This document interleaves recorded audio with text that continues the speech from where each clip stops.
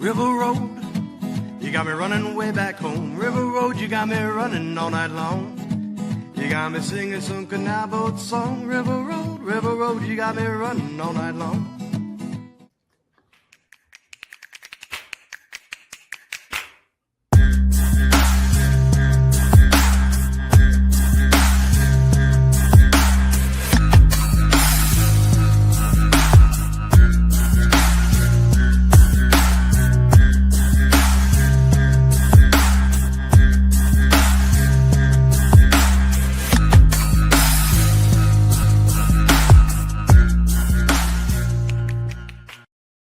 Oh, it looks like we're on. No. At first, I thought my screen froze because like you two aren't moving. I'm like, oh, wow. No, mine.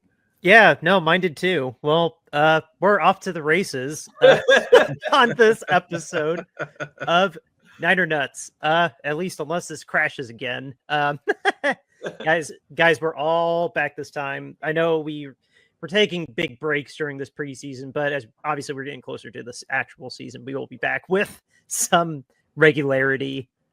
Maybe not next week if my computer needs a checkup. But for now, we're here. The whole gang's here. Myself, Dan, along with Eric and James. Guys, how are we doing? Doing pretty good. Yeah, doing great. Hell yeah. That's what's up. So guys, we have not done any kind of like formal recap of the Broncos game or the Raiders game. And I'm not making promises on the Chargers game.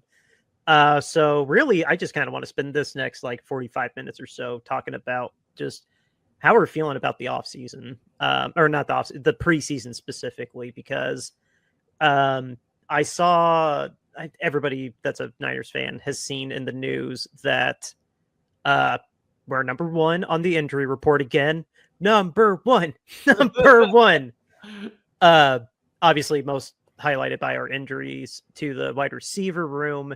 And I did check Tim K, who I believe still writes with The Athletic. It might be the San Francisco Chronicle, but Tim K, he said that Juwan Jennings actually is dealing with a calf injury. It's just a coincidence that his contract, he would probably be trying to figure out a way to do a hold in, but he doesn't have to because he actually has a real calf injury to highlight it all. Basically, everybody's hurt, not named Pearsall and Kittle at this rate, at least from the receiving standpoint. Mac Jones sprained his knee, so he's not playing on Saturday. Our first round pick, I believe he's being held out the rest of this offseason too, or preseason. But that's just the tip of the iceberg. Our starting wide receivers, I don't even know who's going to start opposite of Ricky Pearsall now. Like, that's how bad we are. Well, didn't you just pick up, was it Rashee Rice or Sky Moore? Sky Moore, who in 3 years, if I remember right, has like 600 receiving yards and 1 touchdown. So it's not exactly, or maybe in 2 years, he's got 500 yards and 1 touchdown, something like that. That's not quite as bolstering as I was hoping it would be. No surprise, I guess, that we got somebody on the bottom of the Kansas City barrel, which is really saying something since they haven't had 1,000-yard receiver since Tyreek Hill. But no, I open the floor to you guys. I mean, from the highlights I've seen from our games, the defense looks solid, and the offense is just, I don't know, take it with a grain of salt. I don't feel bad I haven't sat and watched the games because the offense is just out there. It's basically a glorified practice, but in actual game real time. So I open the floor to you guys. Like, what do you think of how this preseason has gone so far? Are we destined to be a losing season or like a 9-8 at best at this rate already? Well, I mean, we've been battling the injury bug. I mean, there's no doubt about that. But I mean, I'm thankful that most of the injuries, with the exception of like 1 or 2, have been just minor things that people can come back from. We haven't had somebody get injured in a way that takes them out for the entire season. I mean, I know we just lost a running back, Patrick Taylor, for the season. But, he was going to be, way down the depth chart anyways. He was battling to keep the number 3 position, if I remember right. Like he had flashes of being really good last year, but that really sucks. I think he broke something in his collar that needed a season-ending surgery. Yeah, so I mean, knock on wood, we haven't lost anybody of, I'll say, major significance to some sort of season-ending injury so far. And if I had to guess, ain't nobody going to play in this last preseason game either. And so therefore we'll probably, be going into the season as healthy as we possibly can. Now it's going to be the Tanner Mordecai show on Saturday. Yeah.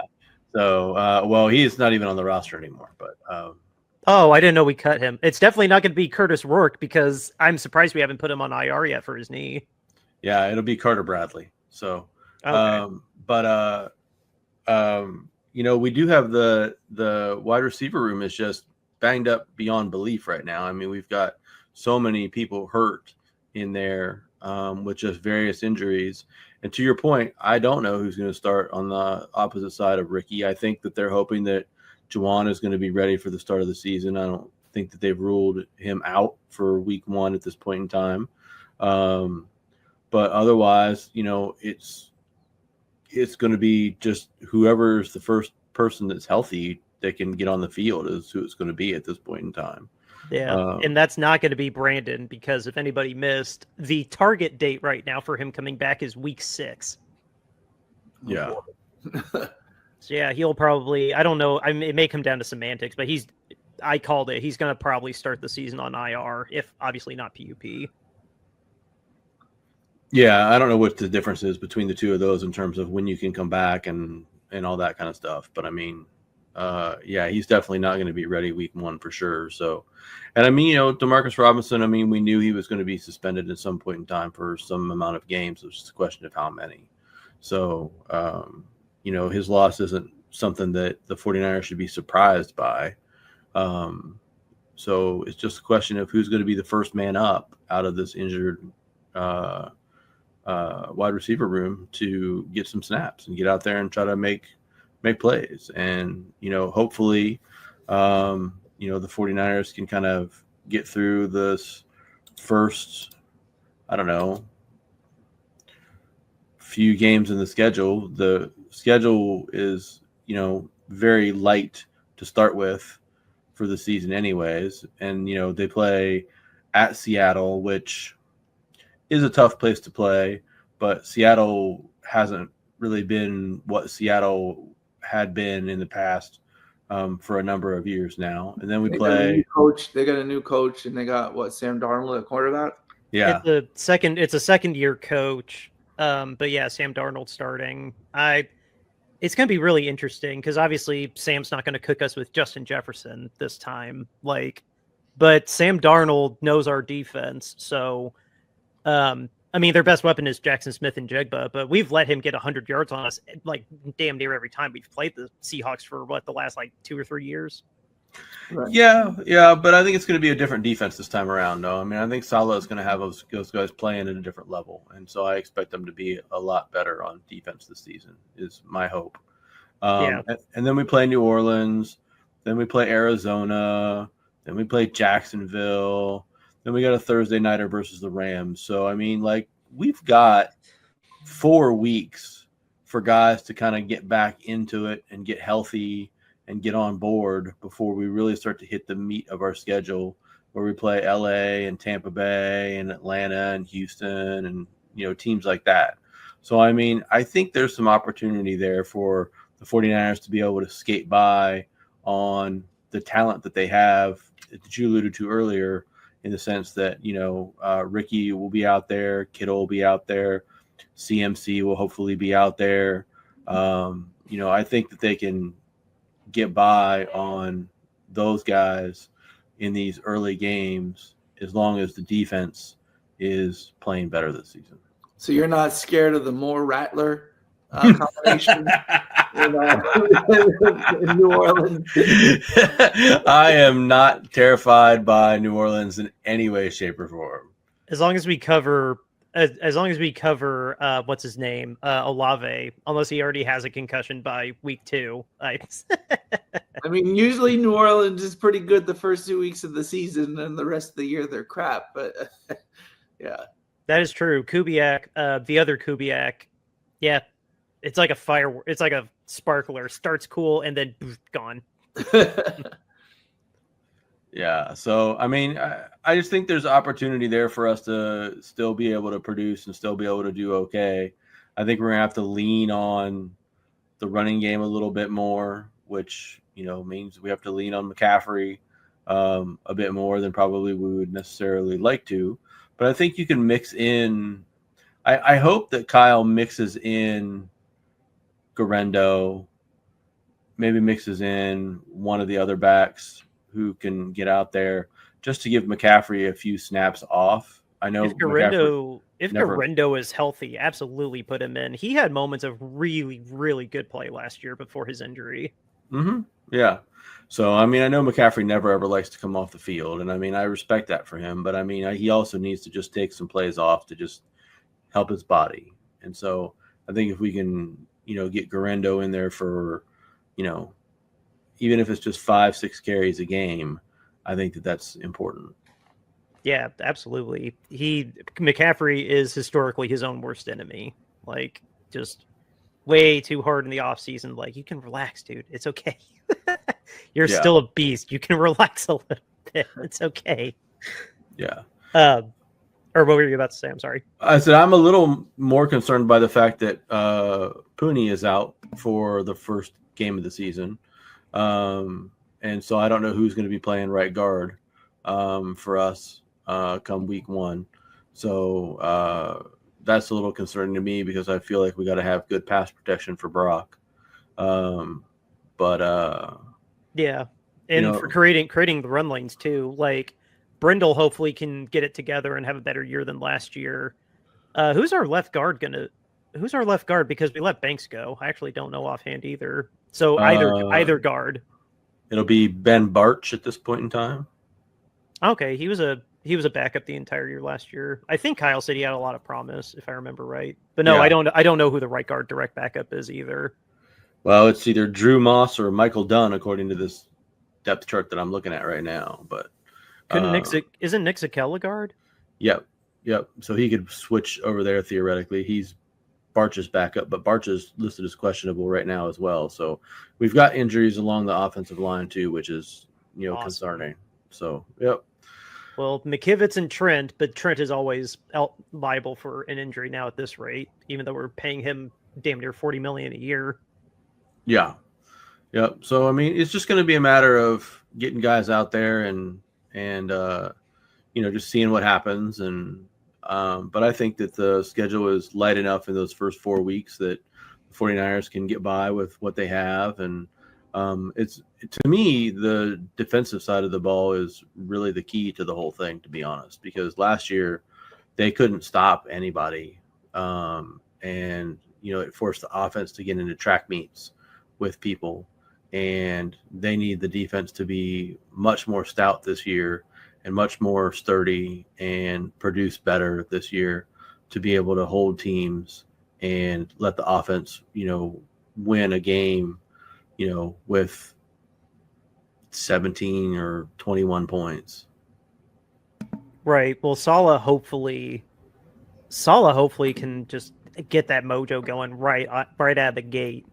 It's going to come down to his judgment call on who's going to be, one, who's healthy. The defense is not nearly as unhealthy as offense, but who's going to be that middle linebacker along with Fred? Because that's going to come down to, oh my gosh, the guy from TCU that I really like that we've had for a couple of years. And then that rookie, we had a rookie that was really shining in the preseason too. I'm already forgetting his name, but that's going to be a big piece. And then it's going to be if any of these rookies can live up to expectations, like West and the guy from Texas A&M that we drafted, because we're going to be very young on the line. Yeah. Literally, like last I saw, it's going to be 3 rookies on the line and Bosa. So they got to hit the ground running, man.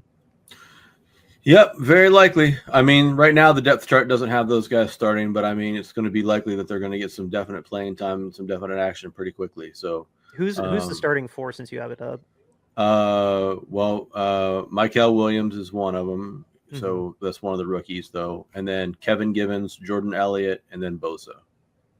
I can't see Elliott starting. Givens is low key good. I've been very impressed with the limited snaps that he played the last 2 years. I really like Kevin Givens, so there's an opportunity for him for sure.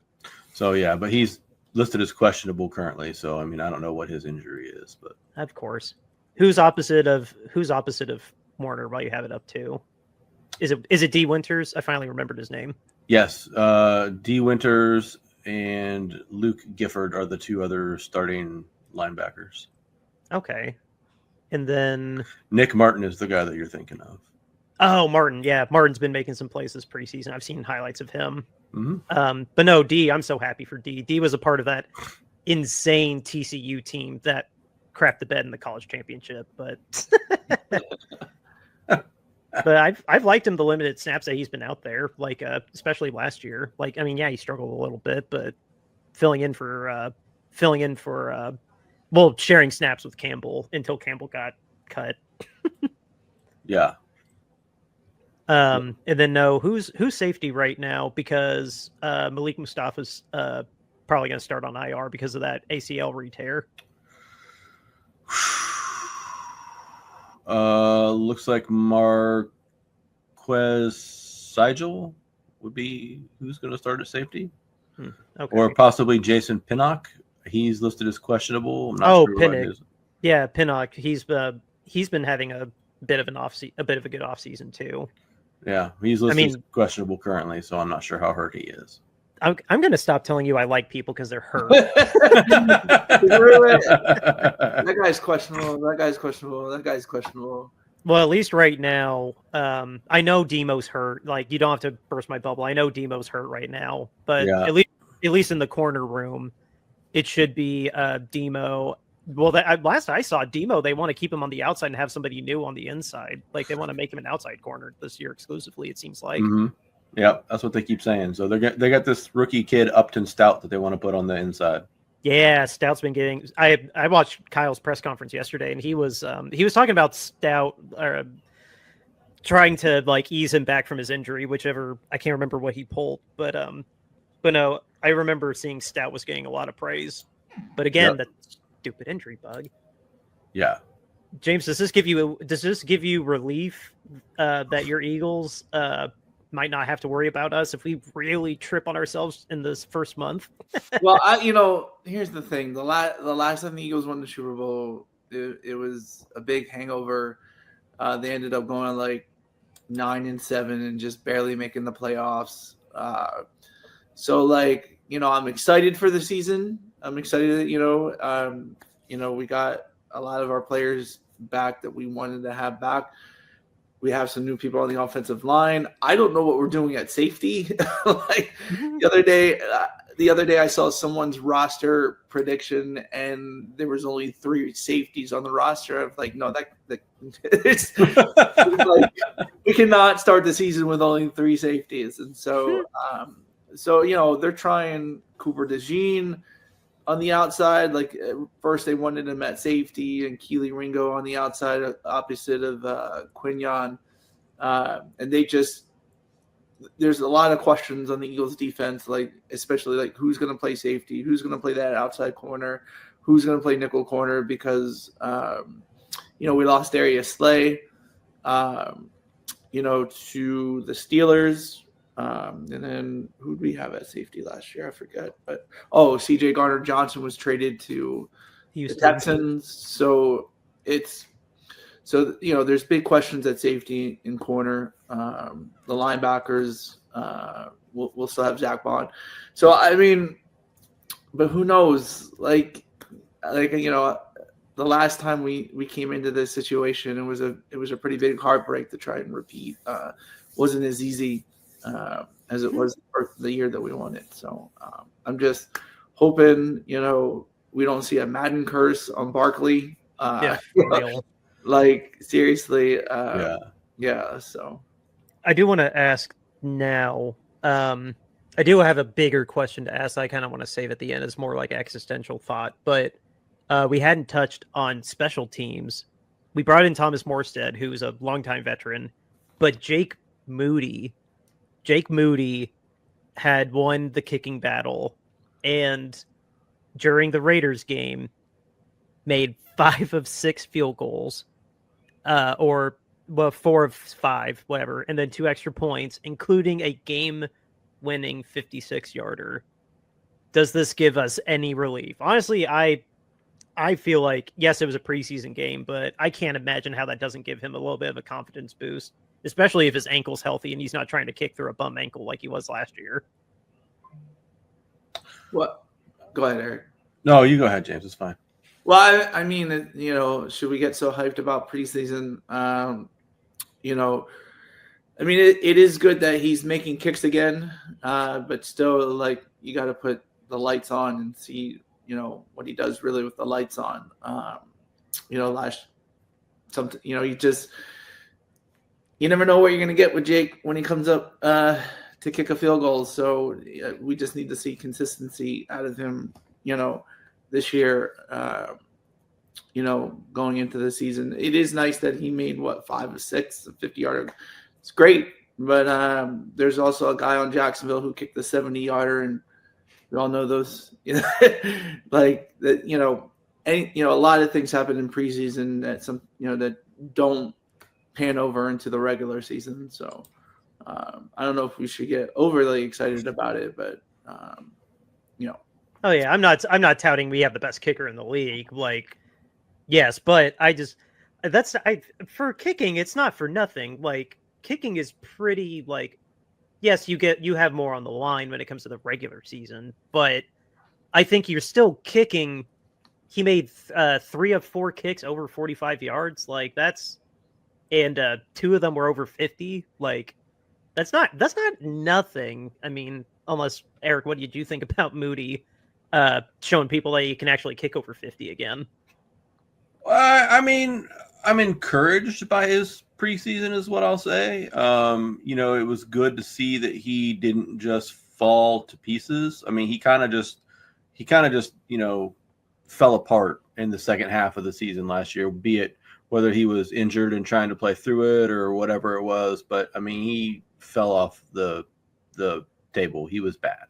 Yeah. And, to see him at least in the preseason making kicks that you would expect him to make and not being erratic and, at least hitting what you would expect, I think that's a encouraging sign. Now, I'm going to have the same mindset as James in that, you've got to do it in a big game or a game, and prove to me that you can do it then, because he seemed to be very rattled last year kicking and didn't look very confident doing that last year. So I'm going to be very curious to see when, Shanahan dials him up for a 45-yard plus kick, against somebody else in week 1 or week 2 or whatever it is, is he able to knock that through with any sort of, conviction?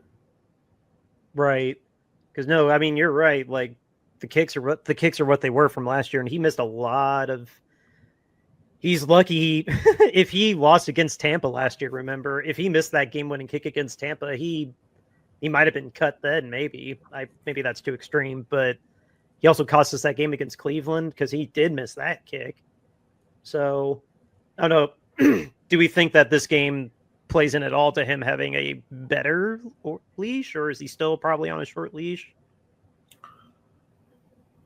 I think it really depends on how the season is going overall. I think if the 49ers are competitive and are in games and have chances to win, then I think he's got a very short leash, because Kyle can't afford to give away games, can't give away points, and so on and so forth. I think if the season goes poorly, which I hope isn't the case, but is a possibility.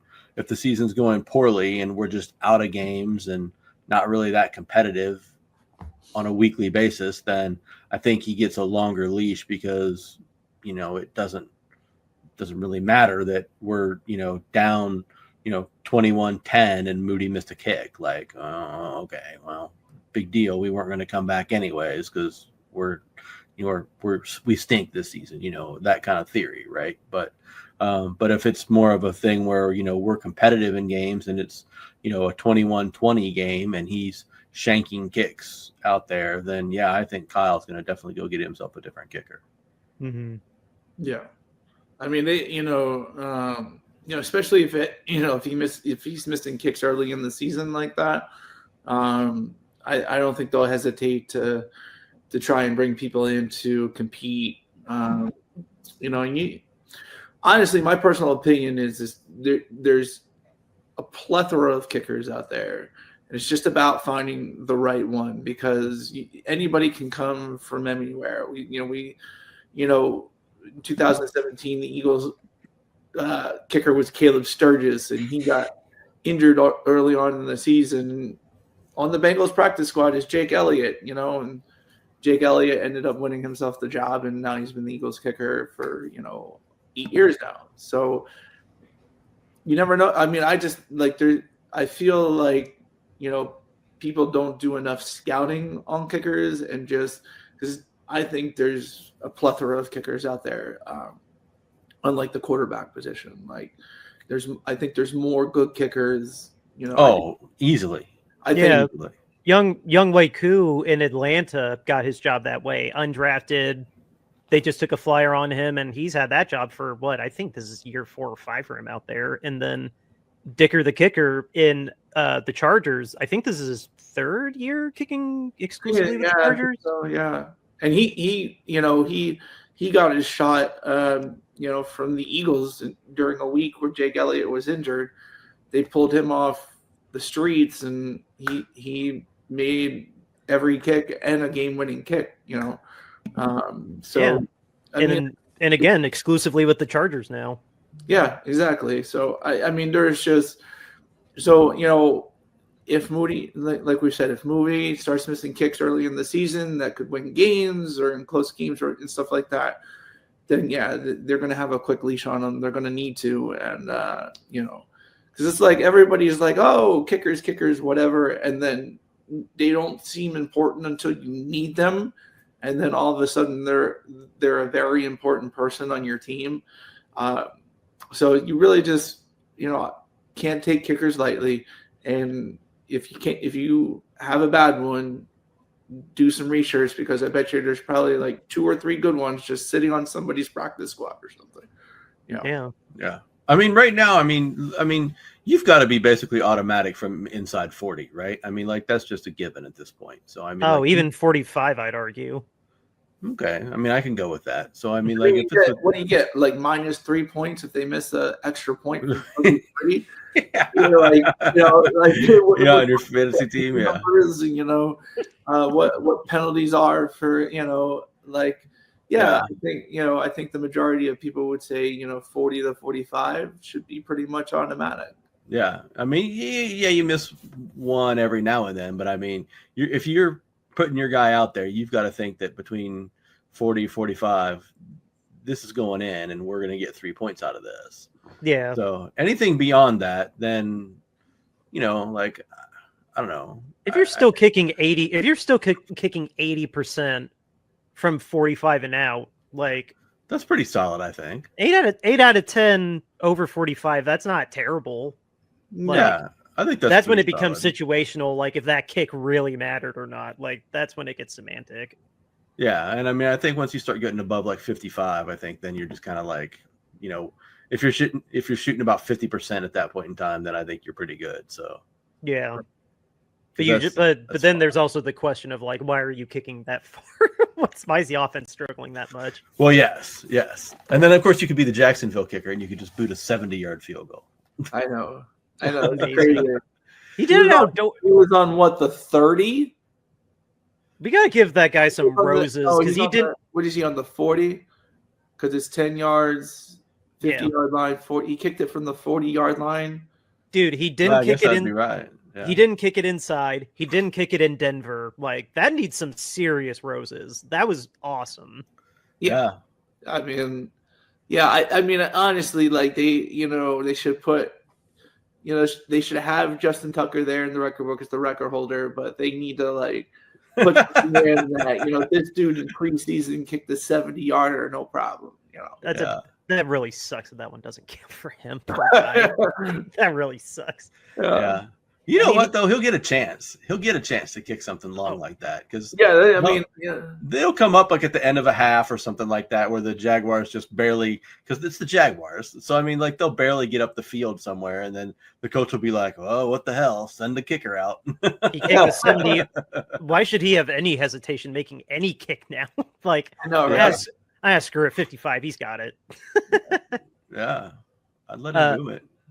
I do have the last question that I have, like, I guess is more of like it's kind of like an existential big picture, like not going through like the whole season, but like I'm not asking for us to go through a record thing like that. Like existentially, this is the first time in the Shanahan and Lynch era that we're like very, very heavily leaning on a youth movement. I mean, feel free to correct me if I'm wrong. I'm not remembering 17, 18.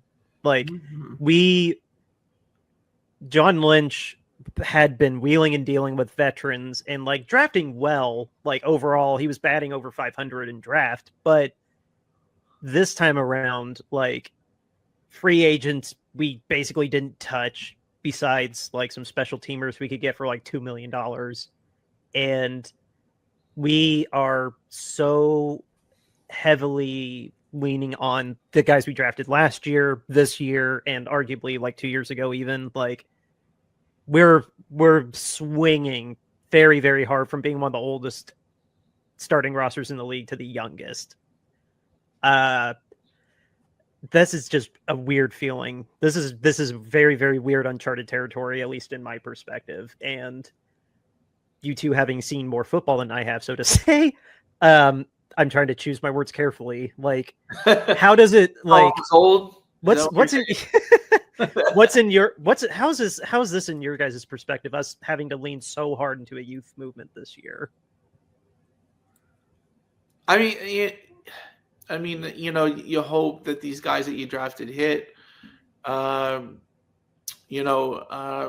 if they don't, they set your franchise back a couple of years. If you're not hitting on these, young guys and these roster spots that you've given to, young players, then it's going to set your team back. Honestly, I mean, there could be a world where, these young guys don't hit, and if the season goes bad enough, you might not have John or Kyle next year.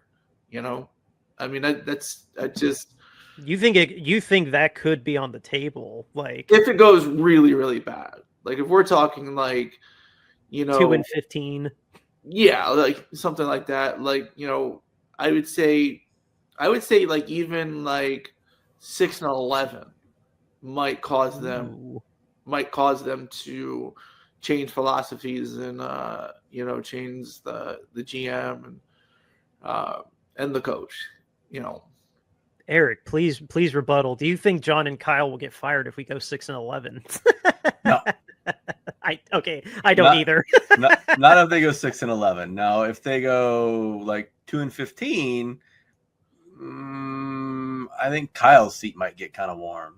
But the youth movement is weird. Some of these guys have already played at least a year for us and shown that they can do stuff. Like Demo's played. Green played a little bit at corner last year for us and showed that he looked like he had some skills. So, I mean, and Jair Brown played last year. He looked promising. So, I mean, we're not going in completely naked with a lot of these guys. We had some experience with some of them last year or 2 years ago or whatever. And they look like they can play and be a factor in the league. But there are places around where you're going to have to plug in pure rookies and try to get stuff done, or guys who not really stars in the league where we had stars before. You know, we had Dre Greenlaw, who was a star in the league, and now we're replacing him with, you know, D Winters. You know, not saying that D's not a good player, but, you know, he's not the same level as Dre. So, you know, it's just, you have to see how everybody's going to mesh. You have to see how the team is going to come together. You have to see how everybody's going to step up. You know, we just talked about Ricky, right? Ricky's going to presumably be wide receiver number 1. He was wide receiver number 3, 4 last year. And now we're elevating him to wide receiver number 1. And so it's like, is he really ready for that? Can he handle that? Can he be a wide receiver number 1? Is he a wide receiver number 1? Because when the 49ers drafted him, they didn't draft him to be wide receiver number 1. They drafted him to be wide receiver number 2, wide receiver number 3. He was, you could argue, going to replace, replace Jennings, but we still have Jennings kicking around for a year. So, or Debo. You could even argue that he was going to replace Debo because Debo did go. Yeah. So, I mean, he's, you know, but again, he's not meant to be wide receiver number 1, but here we are looking for him to be wide receiver number 1. So can guys step up into these roles, right? And can they be something maybe more than what you've expected them to be or what you've anticipated them needing to be? So I think this is going to be a really interesting season for the 49ers. I think if this was the Niners team of a year ago or even 2 years ago with this same schedule, I think this would be a cakewalk and we would be 13-4, you know, at the end of the season. I don't think it would be even a question, right? I think this team is going to struggle to make the playoffs. I think it's going to be we're going to be one of those teams that's in the mix towards the end of the season that comes up on the playoff graphic and every you know, broadcast, you know, when they're, you know, here we are, the standings as of today, you know, right now, and it's going to be the column over here on the one side where the teams that are in the mix still and in the hunt. Yeah, in the hunt. Yeah, in the hunt is going to be the 49ers, and I think that's going to be the case. Our ceiling, I think, is going to be exactly like that. Like, James, the season that we went to Lambeau, I see this season's best case scenario like that, where I'm sure I told you, like, we were on the struggle bus, like barely at 500. And then we just sparked at the right time, managed to make it to the NFC Championship as a wild card. Like, no one saw us coming in 21, and we damn near almost got it. That kind of ceiling is, I think, the ceiling, like, best case scenario for this season. Because I think we're going to have a lot of growing pains. Pun intended. We have a lot of young players. Like, I'm with you, Eric. I think this season could have a lot of growing pains, and like a wild card would be a spectacular victory for this season. Yeah, and well, I mean, you know, luckily we play in a division that's, in my opinion, crappy. So I mean, I don't think that the Cardinals aren't good. I'm still not scared of the Cardinals. I don't think Stetson Bennett might take Matthew Stafford's job. I don't think that the Seahawks are going to be very good with Darnold this year, and I don't think that the Rams are going to be very good because I have this feeling that Stafford is not going to make it through the season this year, just because of this back injury that he seems to be working with. So that he also had last year. Yeah. So, I mean, we'll see. But so I think the division is a possibility for the 49ers, but I think it'll be, again, you know, one of those things where the division is cramped up at, you know, 10-7, you know, 9, and I don't think anybody's going to run away with our division, you know, at 12 or 13 wins in any way, shape, or form. So, you know, the other thing that we got to talk about is you know, Brock is you know, he's got all this new money now, and he's going to be expected to lead and elevate the team. And you know, you pay a guy $1 bajillion, you expect him to. Hold up! They did not pay him $1 bajillion. If you know, in my world, it's $1 bajillion. Yeah, but I mean, come on, very healthy 180 guaranteed. Yeah, like he's still under the Dak Prescott threshold. Yeah. So. What, 53 a year? Is that what was his average value? Yeah, 53 a year and 180 guaranteed. Yeah. So like, So, like, I would say there's pressure on him to definitely be a leader, to be, exceptional.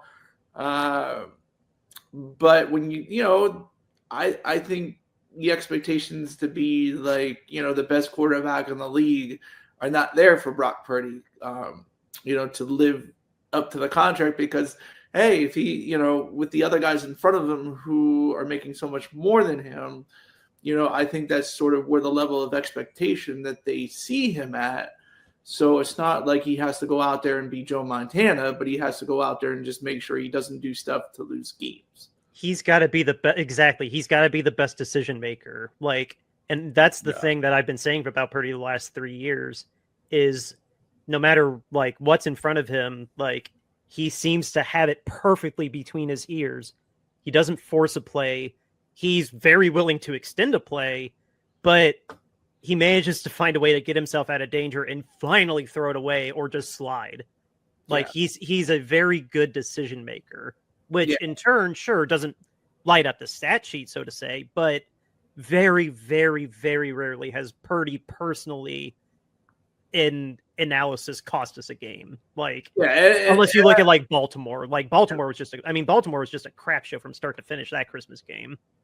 And that's what I think too. I don't think the 49ers are like expecting him to be like Joe Burrow or Pat Mahomes or anything like that, especially when you look at the money that they gave him. Like I'm thinking they're more like, we call Jalen Hurts a game manager.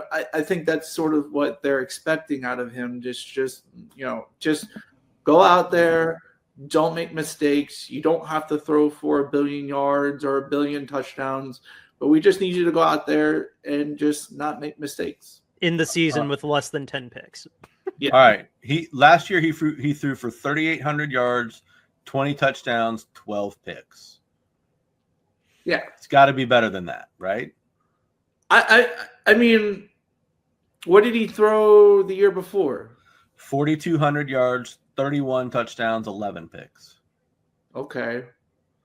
I mean, I think if he threw for 3,800 yards and 25 touchdowns and maybe 10 picks, I think that'd be all right. It just I think they're, like I said, I don't think they're out there, saying, Brock, we need you to throw 4,500 yards. We need you to throw for 40 touchdowns. Only have 5 interceptions. Like I think it's just more like hey, go out there, take what the defense gives you, and go out there and manage the game and. I would say like, he has, he should have under 10 picks. I think that.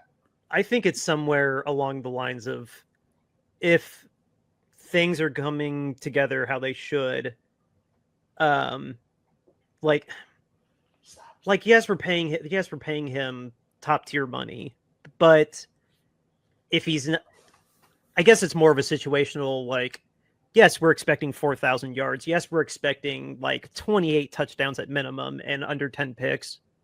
But the way to counter that analysis is if the wins are still coming there.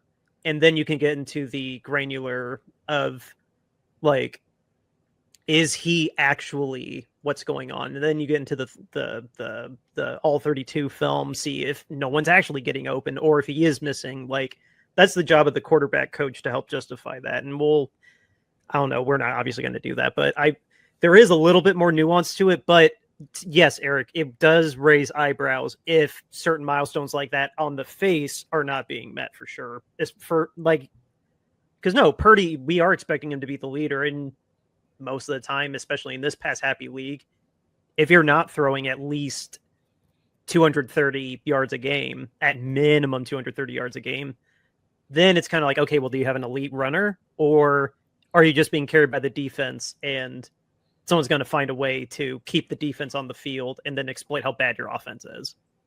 Like, I'm getting into semantics like that, but no, and to your point, I mean, we just talked early on that in these first 4 weeks, the 49ers might lean rather heavily into rushing because the receiving core is going to be this pile of just bodies, right? That, who knows who it's actually going to be, right? Right. And so instead of CMC being an X factor, now has to be a bell cow again. Right. And so, maybe through the first 4 games, maybe Brock doesn't have as many opportunities to throw the ball or throw for touchdowns because we're just running it like all the time. So, I mean, it's possible his numbers could get skewed that way as well. I think that he's really got to, when the opportunity arises, he has to rise to the occasion. He can't shrink back and falter. So, like, when we play in rain, for example, he has to play better in rain. He can't continue to suck in the elements. He has to play better in the elements. That for sure is true. Weather has been a kryptonite of his. And when we come up and play a big name, big time defensive team on prime time, he's got to play better. So those are the kinds of things that I'm looking to see him do better this season.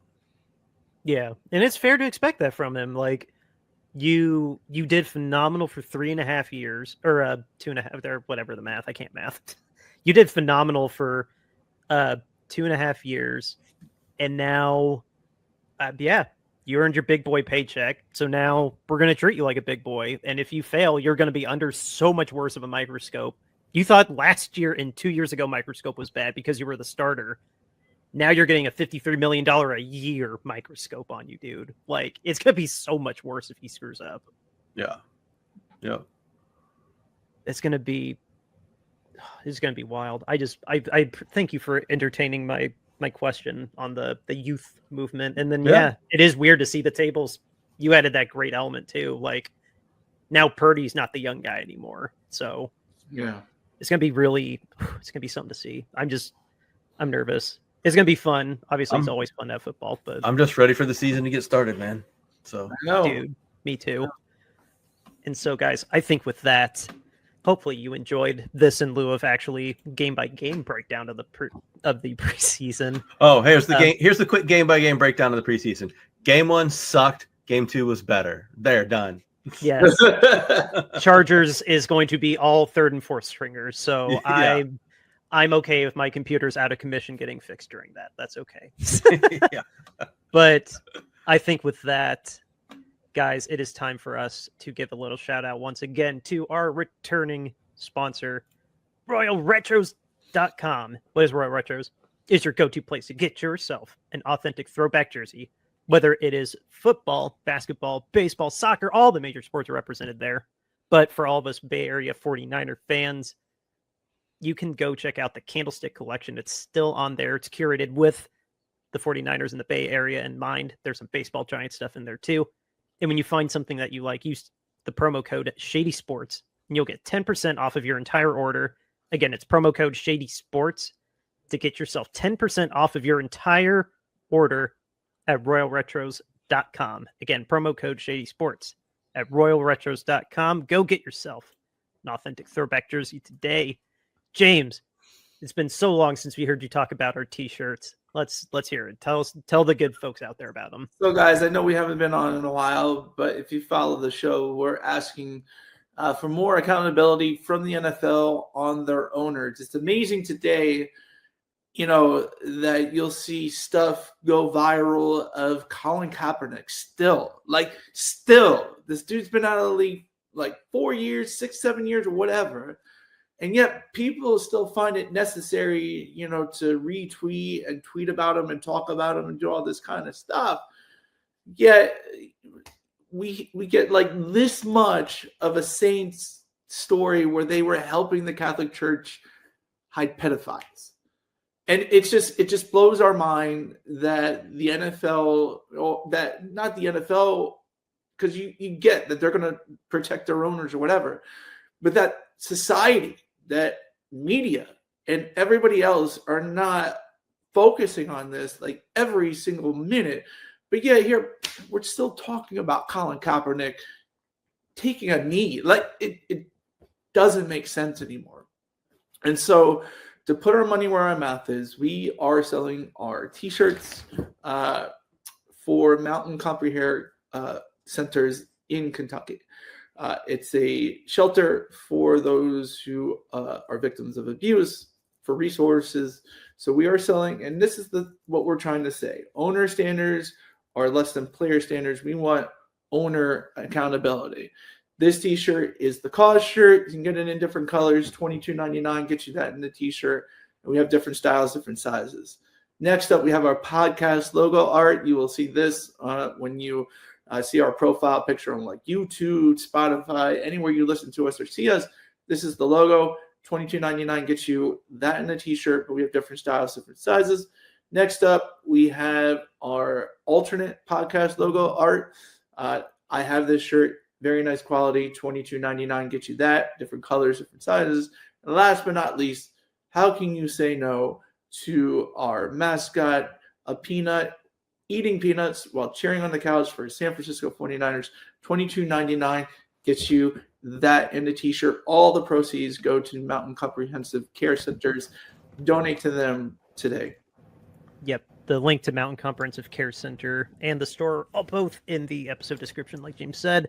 And yes, Eric, we have sold more than one. Guys, we are not desperate for our first sale. You're not going to be our first sale, I promise. I told Eric I was going to James. I told Eric I was going to fix that forever ago, and I still haven't. Or at least like blow it up to like hide that. Yeah. But yeah, guys. That is our t-shirts and our cause.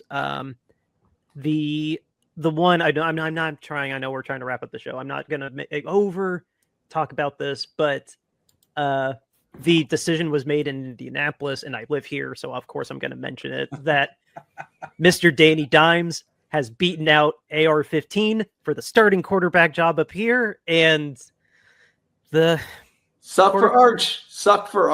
The quarterback carousel continues in Indy.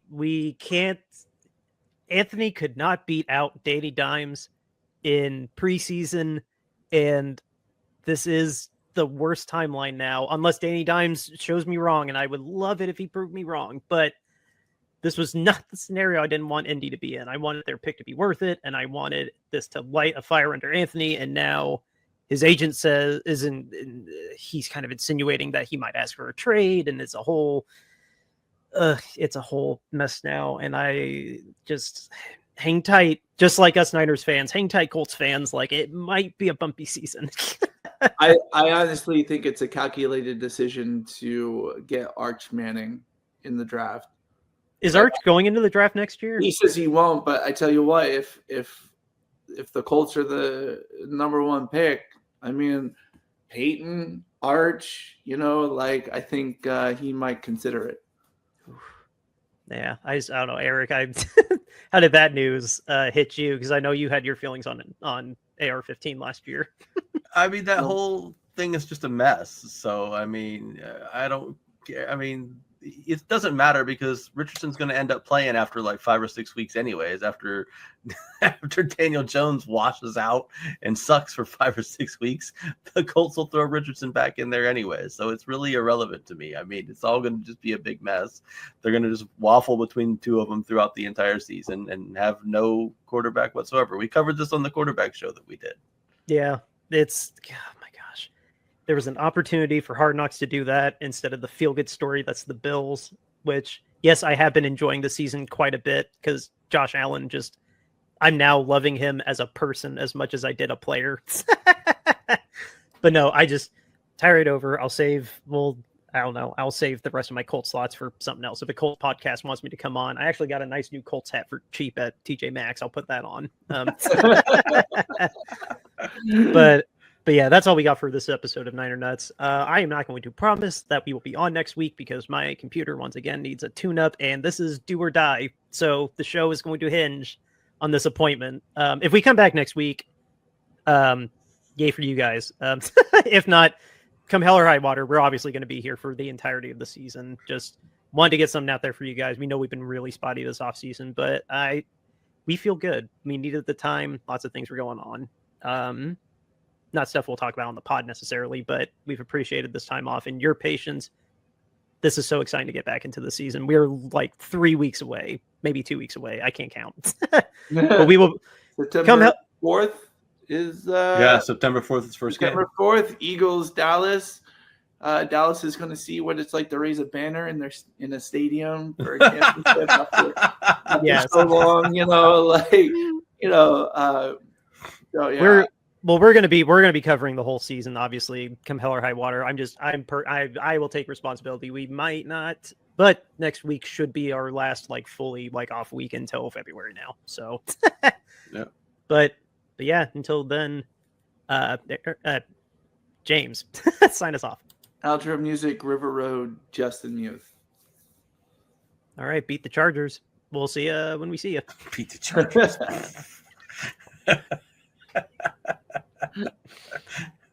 Just don't get hurt. Yes. For real.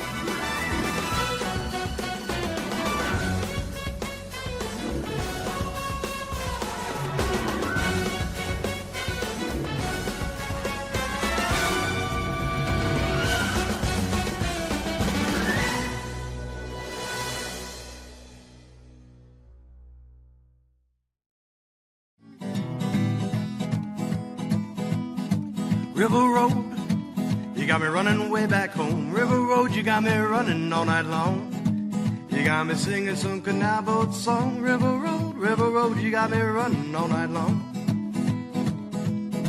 River Road, where have all the women gone? Have they kissed her hand and waved you bye-bye? Have they thought about crossing your double yellow lines? River Road, they love the way you whine and cry.